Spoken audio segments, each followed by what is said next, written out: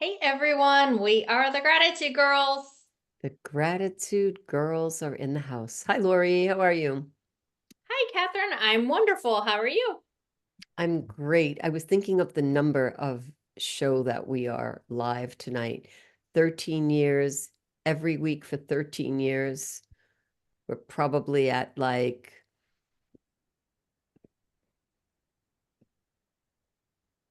I don't know how 700, many. seven or Yeah, 800 maybe. We're in between 7 or 800. I knew Millie was going to do that. So let's take 52 times 13 years. Just take an average. 676. 676. So tonight we're in our 676th zone Gratitude Girls show. Talk about, people not lasting past 30 or 40 or ever making it to their 80th or 90th episode. And this is awesome. It's amazing. It really feels like home. This is not a day in the week. It's the Gratitude Girls show day for me for 13 years. That's just how we release this energy into our family. So I'll make a quick introduction of myself. For those of you who are tuning in for the first time, thank you for being here. I'm broadcasting to you live tonight from beautiful Niagara on the Lake. My name is Catherine Nassaro Myers, and my friends call me Rara. I'm here with my amazing partner. I am Lori Delkradecki and I am outside of Nashville, Tennessee. In case you're wondering why we're here tonight for the 670 something, almost 80th show. Once upon a time, Lori and I started with the blink of an eye. Lori will tell the story and how life can change and how beautiful things can be when you're open to receiving. And Lori and I intercepted our lives and they were blended together in a beautiful way 13 years ago. And here we are 13 years later. I used to have brown hair. Now I'm completely natural. So 13 years ago, if anyone would have told me that I was going to go live with completely natural hair, I would have said, absolutely not. So look at that, of talking about a mindset change. So Lori, can you share a little bit about how our story became us? Yeah, absolutely. So Catherine and I actually met on stage in front of thousands and thousands of people. So back in 2013, our company that we both represent, a company called Send Out Cards, keep in touch with your clients and get endless referrals without even asking. And in that company, each year at our international convention, the company had a theme for the year. And then someone would get an award who best embodied that theme, all voted in by their peers, the customers and distributors in the company. So 2013, the theme was gratitude. And so our CEO got up on stage and he starts telling all the amazing attributes and accolades of the person, kind of giving secrets of who it is, and everyone tries to guess it. I'm in the back, I'm the techie one, so I'm doing all the video and the pictures so I can send her congratulations cards. And our CEO calls out Catherine Asaro Myers. And so she goes up on stage, she gets the award. And then all of a sudden, our CEO said, for the first time ever, and it was the only time I think ever then that it happened also. And he said, there's a tie. So then he starts going over all the attributes and accolades of the other person. And I kept thinking, okay, who is it? Who is it? Maybe it's this person. Maybe it's this person. Maybe it's this person. And then all the things. And I knew it wasn't any of those people. And then voila, he said my name. So Catherine and I literally met on stage in front of thousands of people. And we are both of that mindset that nothing happens just for coincidence. There's always a reason for everything. And we didn't know at the time what we were going to do with it, but we knew that Gratitude Girls had been just born. And since then, we've done almost 700 of these shows, and we've done speaking and coaching and training all over the world. We have our Gratitude Girls 100-day challenge journal, and we've done Gratitude Girls retreats and have several of those scheduled on our website. And lots more to come, right? Very, very much more to come. And the funny thing, Lori won't say this because she's very humble, but when I was up on stage and I heard Lori's name being called, I had wanted to meet Lori. I didn't know her, but she had received recognition from our company for giving the most gifts. And I had wondered what type of person would give the most gifts in our company? Like, what would that person have to be thinking like? And what would it be like? And I thought, I really want to meet her. What happens a minute after I meet Lori? She gives me a gift, which I have within an arm's reach to me to this day, 13 years later. So what Lori doesn't share is that her passion, not only for gratitude, but for giving, was recognized. It didn't receive an award, it received recognition for someone who went above and beyond. And when that vibration came close to me, it really lifted me up. And we touched hands when we walked down the steps. And that moment truly changed our lives. I did not know what was going to happen. We had no idea, but we were connected. That was it. That was born. And so moving almost 700 shows later forward, we have introduced many people to our show and we've met some amazing people. And tonight is absolutely no exception to the rule. We share the story of how we met because you never know if tonight's going to be the night where you meet someone and you listen to our presenter or you listen to something that we say, and it might just be the right vibe and alignment. So do listen to what our guest has to say tonight, and I'll give you an introduction to her. So first and foremost, Lori and I are thrilled to have Millie Gormly here with us. Millie is a friend, and more than a friend. I would call her like a sister networker, if that would make sense. And the reason why I say that is we have a shared spoken and unspoken communication about things. We sort of look in each other's eyes and we understand what the other one is saying. And Millie is there. So Millie Gormley is a certified financial planner. This is her profession. I guess we would call this her by day job. She has a very big life and many things that she does. And she helps people get clear, calm, and confident about their financial plans. And she started this in 2006. Millie has some core values. One of them is freedom, flexibility, good relationships, and peace of mind. Millie says, I'm married with a cat. And when I read that, I thought, oh, he must be cool. But she means I'm married and I have a cat, right? So, and I thought, oh, It's not married to a cat. I thought it was like I'm married to a cool cat, and I thought that was her lingo. And I thought, oh, I wonder what I he mean, he could be described that way, but technically, yeah. Okay, so that's what I read into that. And Millie, sorry, physically, oh my gosh, tongue-tied, resides in a place that I really have on my list to go to Thunder Bay, Ontario, which happens to be the amethyst mine of, I don't know, North America, I believe it's the world, of the actually. world. Yeah. Okay. So Yeah. if anyone is interested in amethyst, think about Thunder Bay. And Millie works with clients across the province. Mhm. When When I'm not knee deep in numbers, Millie says, I play the French horn in several community groups, and she gets on stage as a community theater kid. So Millie jams. Millie, thank you so much for your energy and your bio, and welcome to the Gratitude Girls. Well, thank you so much for having me. I'm very grateful to be here. I mean, just the energy that you two have is something that's very easy to want to be a part of, so I'm very happy to be here. Thank you. You sound fantastic, by the way. Why, thank you, darling. Oh, you really do. You sound amazing. So, Millie, you talk about numbers, right? So when Mhm. you're not knee deep in numbers, how does someone decide to get into numbers? How Mm. did you decide that? Well, it's interesting because I've never really considered myself to be a particularly, numbers person or very mathy. I mean, it's not as if I grew up wanting to be an accountant or anything like that.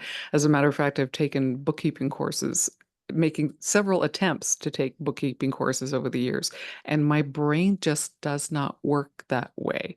Like this whole ledger on the left and ledger on the right, and this, I don't know what it is, but I can't. I can't even to do that. But for me, the work that I do now came as more of an offshoot of something that I was doing before. So my original career that I planned to go into was broadcasting, was radio, and I went to school for radio broadcasting, was working in the industry, and if working in radio is lovely and it's fun and it's a great time, it's not a great place to be if you want to actually make any money. And I like the idea of, eating on a regular basis. So I was casting about for other things that I could be doing. And I've done many things and many things at the same time. So I've taught computer classes, back when learning how to do Excel and Word was like a skill that needed to be taught. I taught those classes. I worked administrative jobs and temp jobs, and um, I ended up working as an insurance claims adjuster. So to draw a long story rather short. So an insurance claims adjuster, which was not a job I was aware existed until I became one. They're the person who shows up when something terrible has happened to you and you call your insurance company and you're trying to make it right. So they're the person who shows up with a clipboard after your house is burned to the ground and said, okay, well, what did you have in the house? List all of your belongings so that we can decide whether or not we're going to pay for them. And Who it's remembers at that time, right? They're so stressed. exactly like people are not in a good place when you meet them for the first time as an adjuster. And that job is it's emotionally difficult if you're at all empathic, if you actually care about people, because you're not there on their behalf. You're there to help them, but you're working on behalf of the insurance company. The insurance company's aim is to maximize value for their shareholders, and the way to do that is not by giving out giant checks. So your job is to control costs on a claim, which means that when people ask for money, you say no a lot. And people don't like it when you do that. So, I mean, it got to the point where it was just starting to eat at my soul a bit, right? And people hate you and people send you. I actually got one not in quite terribly credible death threat. The gentleman was in his 70s and he was on oxygen. I didn't think he was actually going to come after me, but he sent a very nasty letter. And I'm looking at this going, I'm just trying to do my job here, buddy, And so it got to the point where I was not enjoying my life very much anymore. In fact, as an industry, it's a very difficult industry to work in. Most of the adjusters I've known have either been divorced or alcoholic or both. And I got to the point where I wanted to not be that. So I was having lunch with a friend one day, bitching about my job as one does. And he suggested I try something different. And he happened to be working for the financial services company that I work for today. And he basically recruited me. I also happened to be a client of that same company already. So it was a fairly smooth transition into that. And the the big difference between financial services, is that and insurance on that, at least on that type of insurance, is that wherever I'm starting with a new client, I'm starting on level ground. Wherever you are, that's where you're at. And I can help you make it better. With an insurance claim, you're starting off in a hole. And the best I can possibly do is bring you slightly below the level of where you were before, because I can't make the accident not have happened. I can't make your house never have burned down.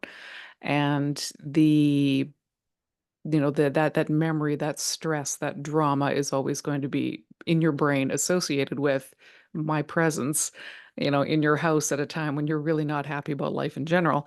And that negativity was starting to kind of get to me. So at least now, when I meet someone for the first time, we are talking about where they are and where they want to be. And I So let can me help ask you them a couple of questions on that. yes, Yeah, please. thank you. That's a great point, and thank you for that. So for someone who's watching who is maybe thinking about something, you got into numbers because you were not happy with what you were currently doing. And I think our audience can relate to maybe not liking what they're doing. Sometimes it happens. have a job and you don't like That it. it does. So on a simplistic level, it's, I have this job, it either pays enough or it doesn't pay enough. And, I want to change my life. So you gave us a very succinct, clear picture of it just didn't align with you. And so therefore, numbers ended up being your next instrument, right? You started playing with numbers like you would an instrument. And instead of the French horn, you started making beautiful music for people. So Mhm. in that case, I think our audience can relate to, in case they're thinking about, I don't like my job, or I don't like my career. Can you change? Laura, you've changed your career over time, right? That doesn't mean that you knew exactly what you wanted to do, but when you were done with that career, somehow by some divine intervention, you knew you were done and you moved on. And we've done that as coaches as well. We've moved Mhm. from and through different styles of doing things. So it's great to be able to identify it's time to move on. We talked about this yesterday, Lori, in our live about staying the course. And then sometimes it just doesn't make sense to stay the course. It just doesn't align. It does, like you said, Millie, if you have any sense of empathy, it is too much. And when Yeah. it's too much, staying there doesn't really bring you to the next phase. So let's talk about life a little bit. Let's talk about the fact that you knew to make a move, you knew to change your life. Were you at that point, were you with the family? Did you have commitments financially? Were you one of Oh. your own best clients? What was going on for you? Well, when I started out, it was, I mean, it wasn't that long ago in some terms, but from an attitudinal standpoint within the industry, it was a long time ago in the sense that it was very much a male-dominated industry, and women were seen as the administrators, the assistants, the ones who would pour the coffee while the men were having the meetings. And my first manager said to me, "I don't think women belong in this business." Now, being a stubborn cuss, set out to prove him wrong, but the upshot of his attitude and sort of the general attitude in the industry at the time meant that I didn't necessarily get a lot of the support that I would have benefited from. So I was expected to prove myself. I was expected to, work hard, and here's the phone book, there's your call list, and that kind of thing. And when consultants would leave the industry, their clients would be farmed out to other consultants to take over and pick up the reins and help out. And I didn't get a lot of those types of things handed to me, to be honest, at the beginning. And so I struggled. I didn't have a huge, what we called a warm market. There weren't a lot of people signing up to have me manage their money because they knew me as either an insurance claims adjuster or the weather girl on the local TV station. So I had a lot of proving myself to do. And as a result, I worked really hard. I worked so hard. I went to every possible networking event I could. I went to every trade show. I stood there and, handing out business cards and did advertising and then did seminars and all these types of things designed to meet new clients. But the problem is that I was working very much from a scarcity mindset and from a place of terror. You know, that little voice in the back of your head saying, if you don't buy something, I don't eat, was really, really loud, was just basically screaming at people from behind me. And so I had a very difficult time those first few years. And I, starting to get some traction and just by sheer force of will, starting to make a little bit of money. And it took a long time. I mean, it got so part of the structure of the industry at that time is that you've got expenses that you pay the company. Like technically you're self-employed. You bring in your commissions from the products that you sell, and then you've got overhead that you've got to pay back to the company, access to computer systems, that sort of thing. And so I was in debt to the company for quite a while. My personal best record was an 8-month period where I did not actually net a paycheck. So Millie, So with that in mind, and yeah. hold on to that thought. So Lori, we were talking about that. This is a great topic in general. 8 months of working, not necessarily seeing not making any money, let's just call it what you said, I was That making money, I just couldn't keep any of it. I had to pay it right. all Yeah, back. right. You weren't making extra. You were right. Yeah. So that might have been a time where someone else could have quit. It might have been smarter to quit. So you I mean, so you certainly are from a numbers standpoint, it you would have are an made more sense to example. a job. You're an example of staying the course. And this is an important conversation to have, right? About your industry, but beside your industry, and not to say but and make it unimportant, the fact that you were in an industry that didn't recognize women as being key, working really hard and not getting extra for whatever it is that you were doing, or not making as what you expected to make, and still staying with it. So there must be some stories in there, Lori. I'm sure you have a couple of questions for Millie about, I can feel it, I can sense it. I'm sure you have some questions for her about life. Yeah, definitely. Well, that is, Catherine and I, like she said, we just talked about staying the course in one of our training segments. And that's it. A lot of people, they think in different jobs, right? Like if you just get a job that does the 9 to 5, 40 hours, then you just get paid whatever salary, and then you retire, you get a nice gold watch, whatever. That's the old school way, right? Mm-hmm. And so then so many other jobs nowadays, that's it. A lot of times you have to really work in order to make money. And then, so are you going to stay the course? Because it doesn't usually happen overnight. And so, are you going to stay the course? Like, why did you sign up in the first place?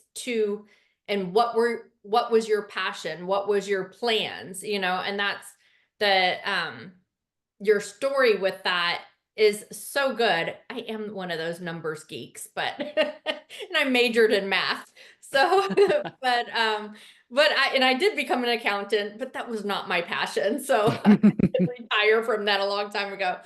But and same thing, changing the course. Um, but through all that, if you could share with us some sort of, like, we always know that there's, everyone has a million gratitude stories and things you can be grateful and thankful for. But if you have one that you could just pick and share with our watchers and readers, and what that might give them some hope and some insights, if you Mm-hmm. want to share that with us. Yeah, it's hard because there's so many, and at the same time, there's not a lot because I mean we're talking about a period in my life which wasn't particular. I wasn't having a lot of fun, right? I was working really hard and not having a lot of fun. And we won't even get into the health part of it. We'll talk about that later. But at that point, when I was really at that sort of financial low, I mean, I'm absolutely grateful for the fact that my husband didn't pull the plug on me. We had to refinance the house twice. We were living off the line of credit. I was not pulling my weight financially in the relationship at all. And he I don't know if let it go is the right way to put it, or if he was just um he probably believed in me more than I did myself. I think that's probably the best way to put it. He had more faith in what I was capable of doing than I did. I couldn't see. And I mean, if I had been in a different mindset, or if I had been anywhere half as enlightened as I like to think I am now, I wouldn't have struggled so much. But because of the mindset that I was in, I couldn't see any other path than just keep working. And he saw me working. He saw how hard I was working, and I think he respected that, and he had faith that I was going to figure it out somehow. So, yeah, So it's your husband that you're grateful for absolutely. his belief in you. And these are moments that, how many years ago was that, would you say, that he was showing you this type of support when you were still figuring it out? That would have been about 2008, just when the big market crash came and So everything was 16 going years. to hell. And I was going into the office every day and watching the market do nothing but go down. And only a couple of years in the business, that was a pretty devastating place to be. And I felt like I was, slowly going into the muck and dragging him with me. And he never said one word about, maybe you should go get a job. So 16 years ago, Yep. your husband demonstrated something to you. And here we are 16 years later, where this story becomes not only your story, but a story that you have an opportunity to tell to your listeners, that a 16-year-old story to this day still has this meaning and is part of the journey that you're on. So you Mm-hmm. staying the course and your husband staying the course has a lot to do with the support. Not everybody has spousal partnership support. No. Sometimes they're doing it alone. I'm sure you see that in your business as we do. We talk to clients and sometimes they feel like they're out there in the ocean all by themselves. And Mm-hmm. someone's not believing in them as your husband did, or they might be pushing them to make the move and, hurry up and get out of that line of business because it's really not suited for you, or it's really Yeah. not a place to make money. You had just the opposite. And Lori and I have very supportive families and spouses, and we know it makes the difference. And we have each other. We know on a bad day, on a really bad day, that's not the day to quit. That's not the day to make any decisions. No. You have a rock, like you said, like when you wrote that to us, he's your rock. When you have a rock, you need to get something. Okay. You want to go get water? Go ahead. Yeah, 1 second. I apologize. That's okay. Go right ahead. So, Lori, when we have that rock in our life, it really does make the difference. And we don't know until we need that person. We don't know what that's going to feel like. So I'm sure you and I have that point in that moment. Maybe we can just take a little reflection while Millie's getting her water. My husband has done the same thing, supported me at moments where I might have just thought, really, I don't have to do this. But it's not about having to, it's about having put the time in. Can you relate to that as well? Yeah, definitely. And having the opportunity to, right? Not that I have to, I have the opportunity to.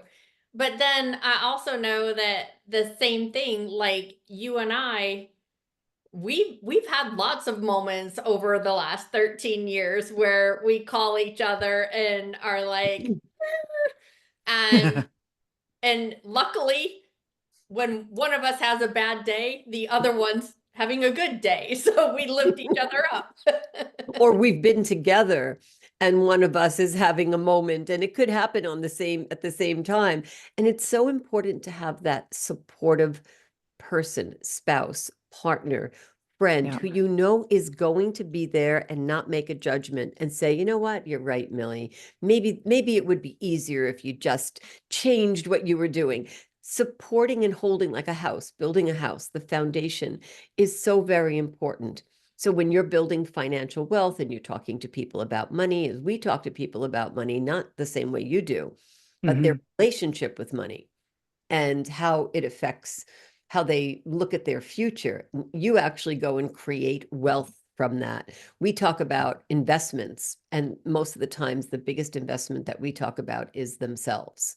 So someone investing in themselves, whether it's how their money makes money, how their house makes money, how they save their money, but themselves as well.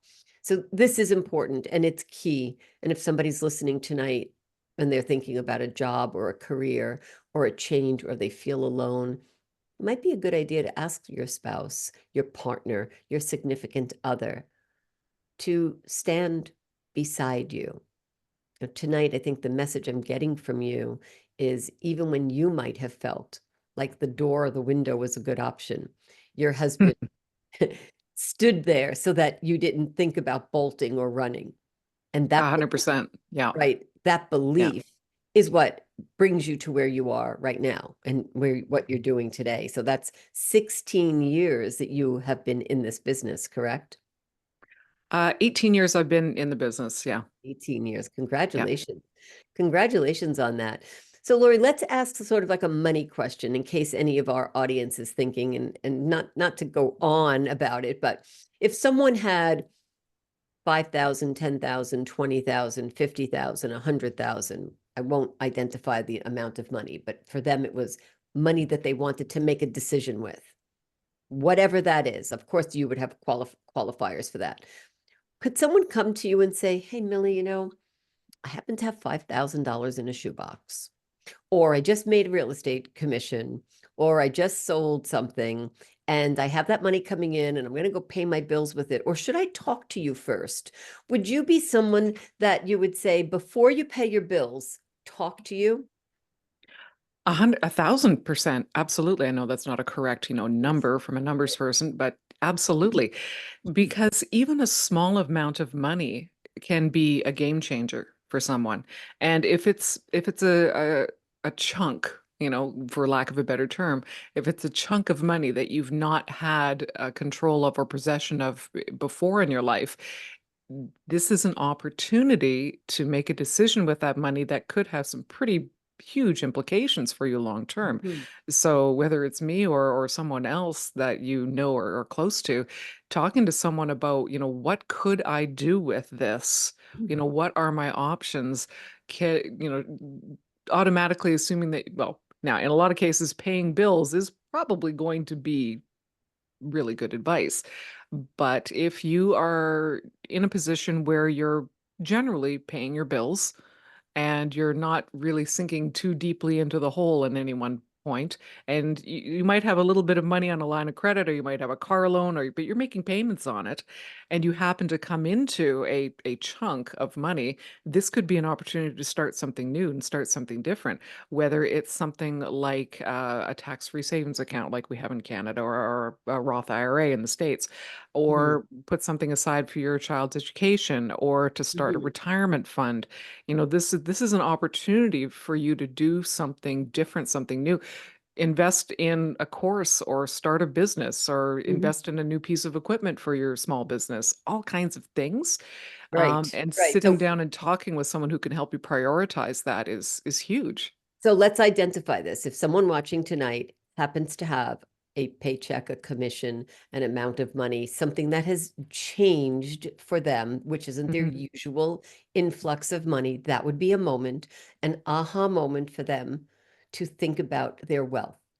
Absolutely. Whatever that does, it could be a new pair of Manolo Blahnik shoes as well. But in case it isn't, or a Louis Vuitton bag, but we're not talking about that. We're saying when that impasse happens, think Mhm. about the opportunity, not maybe the American dream of paying off a mortgage or paying off our bills or whatever that is. And I'm identifying that, not to say it is the American dream, but a lot of people will say, I want to be mortgage free, I want to be debt free, I don't want to owe any money. All I want to Yep. do is have, and that's one way to look at it. But sometimes what you're saying is, before we just take that as the be all and end all, look at money as a tool where it may turn into something else. Because sometimes Absolutely, people yes. don't think about that. They're like, well, if I don't have a huge amount of money, then I guess there's no reason to talk to Millie or a financial planner because I don't have an extra $150,000. So therefore, I don't qualify. Yeah. Well, and that's the thing. There are certain realities about profitability for advisors. I cannot take on a client. I cannot take on someone with $5,000 and have them become a client, because to be a client of a financial advisor with what I do for people, it takes a lot of time, and it takes a lot of effort, and it costs me money to take on a new client. So if that asset level isn't there, I can't afford to do that. And that was one of the problems when I was first Mhm. starting out, is that I would work with anyone who Mhm. would even glance in my direction and say, please work with me. And it got to the point where I had too many clients that weren't generating any profitability. It is a business in the end. Right. So for But you, you have an ideal avatar client, but for the for sure, person who's listening tonight, there's a start somewhere. And the start is, don't give up, don't jump ship, don't that's not right. believe in yourself.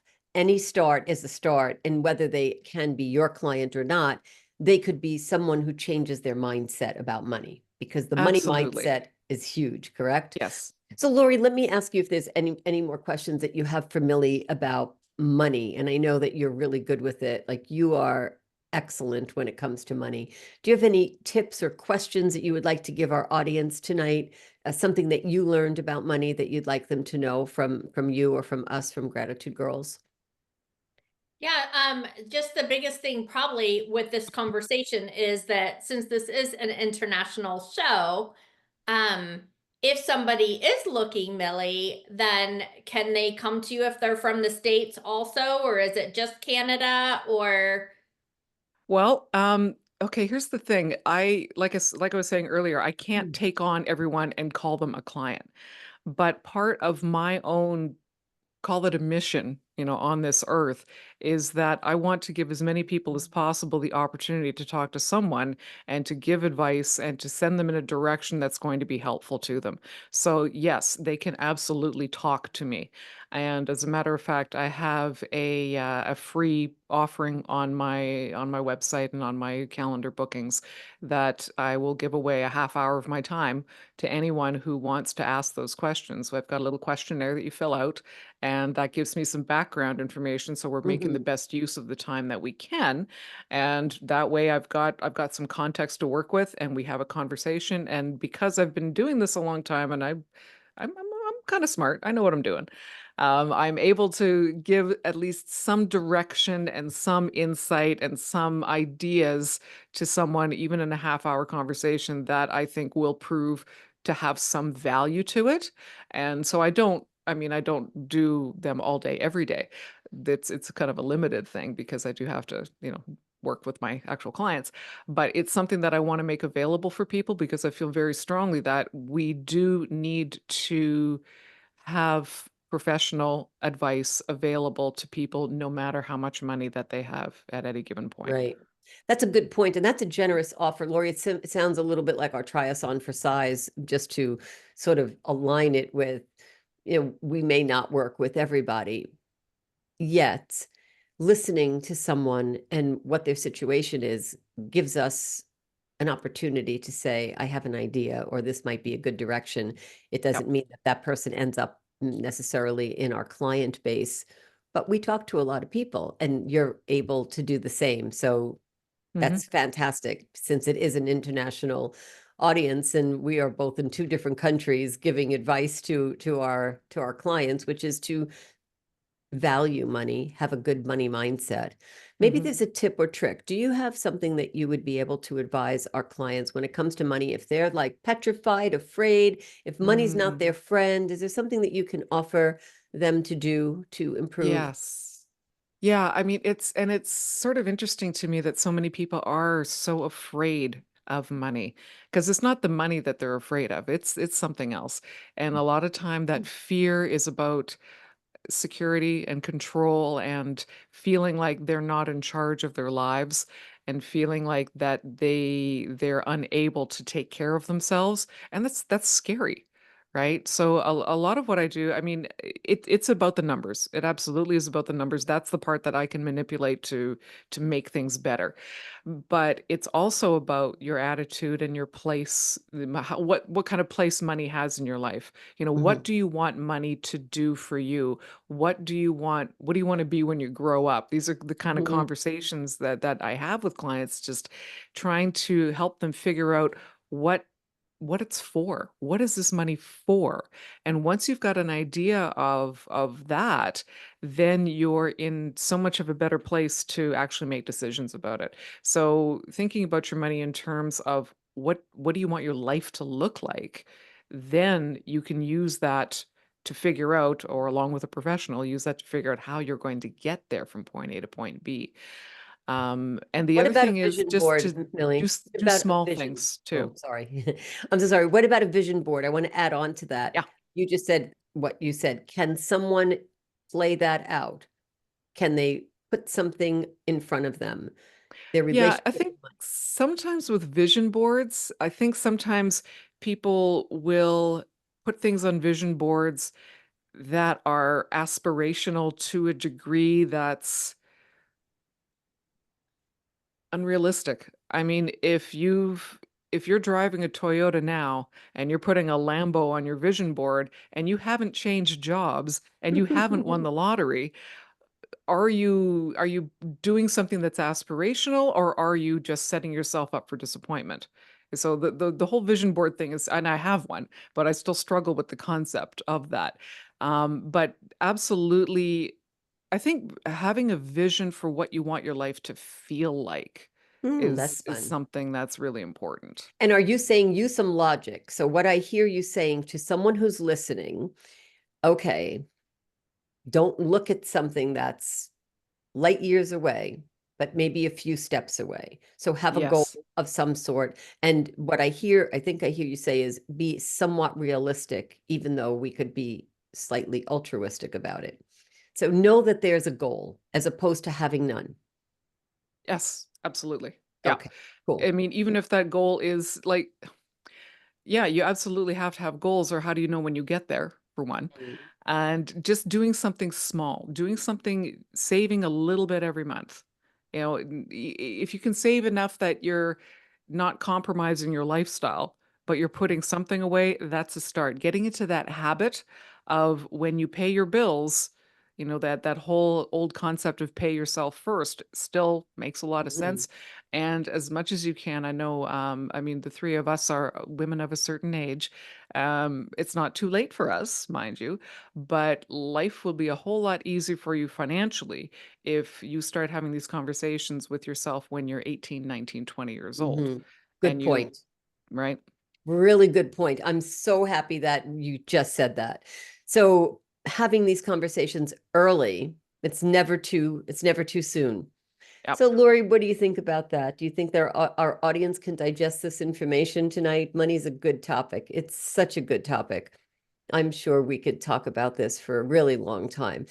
Millie, let me ask you about this and see if you feel comfortable. At a part in our show, we like to pass the mic over to you. So you're no stranger to that because you have been in radio, and I know that you're very familiar with Mhm. speaking to an audience.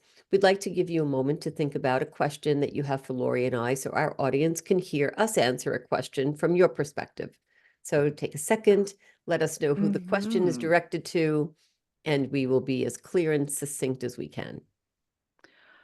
Well, just watching you and knowing you, Rara, and Lori, getting to know you a little bit today, just the energy that you have, and that I sense a calmness in the center of both of you. And that's very attractive. I mean, that's something I'm trying to develop in myself, and it's something that I suspect is not, well, I know I wasn't born with it. So how do you get to that place where you've got this serenity that you can share with others that you have? Who are you asking first so that we both know who goes first and who goes second? I'll ask you first because I know you better. Okay, awesome. Thank you. So, Lori, I'll be quick. I work at it. It is a mindset. I was born this way, yet I take a lot of time for my self-care. I identify as a loud introvert. I spend a lot of time on my mind, meditating, thinking, practicing on my yoga mat with crystal healing bowls, with yin practice, with Pilates. I use physical activity where I could fall on my face as a way to focus. Because when you have one hand on the floor and one leg up and one arm up, you really cannot think about anything else other than I do not want to fall. So I put myself in a position where I really need to breathe deeply Mm, and work on that calmness as being my baseline. And I take about 2 classes a day in addition to my own meditation with my husband. So I invest. I would say I'm a heavy investor when it comes to my self-care. Thank you wonderful. for asking. Lori? Yeah, so for me, I ditto a lot of that of self-care, definitely. One of my biggest things in that self-care is turning off this little thing that so many people decide to live on. And I turn off all technology. I turn it off normally at least an hour before I go to bed, usually by 9 p.m., which it's 9:15 here now, but with the exception of the show once a month.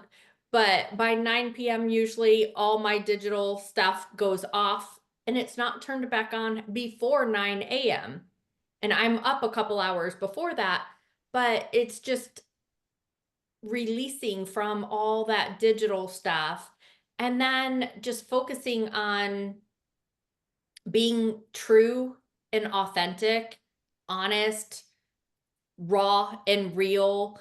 Um, Several years ago, I started on a lot of the different video things that I do, not only with Catherine and Gratitude Girls, but also in my own companies, is just being exactly that.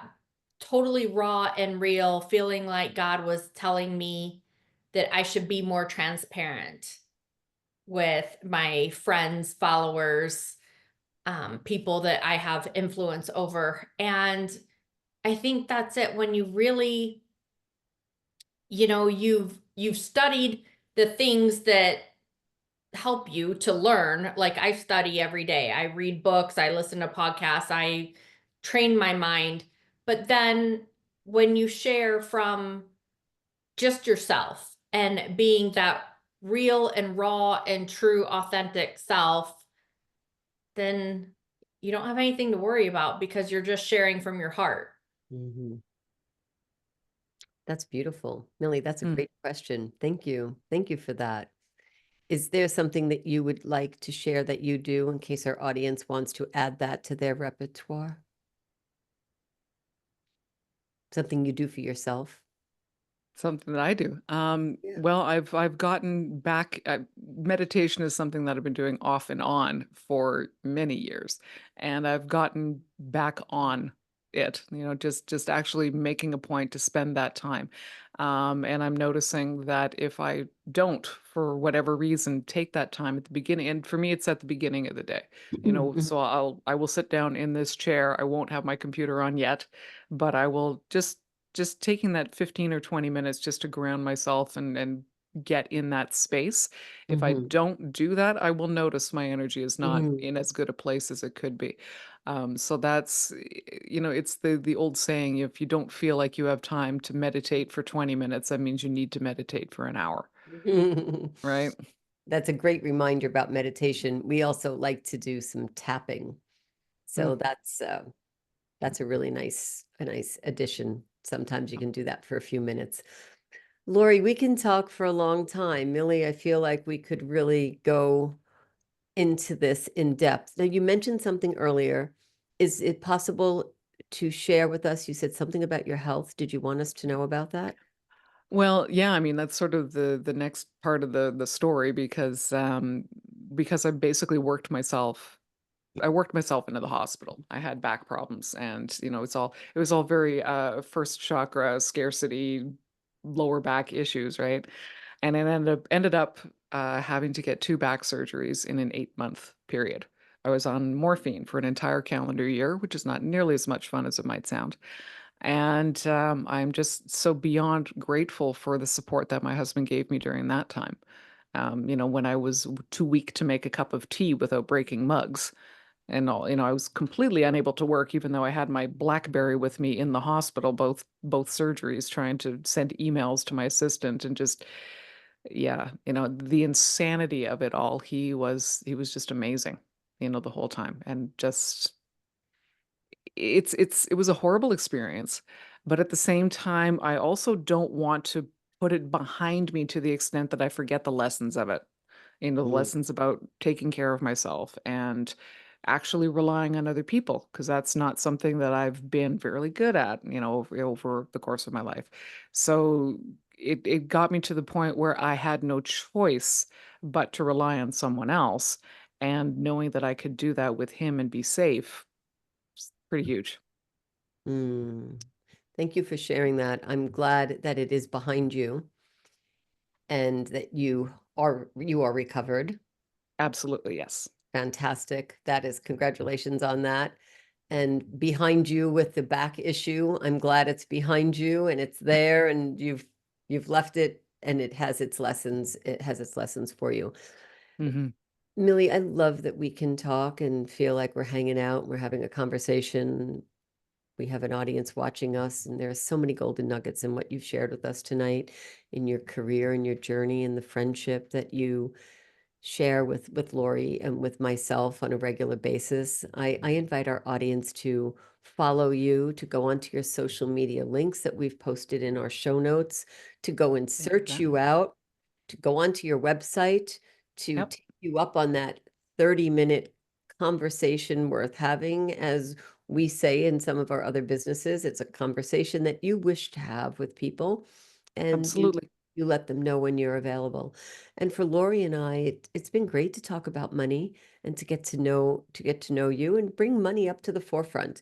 It is a tool that we need, we have to use it. We're not yet in a world where we don't use money to get what we want.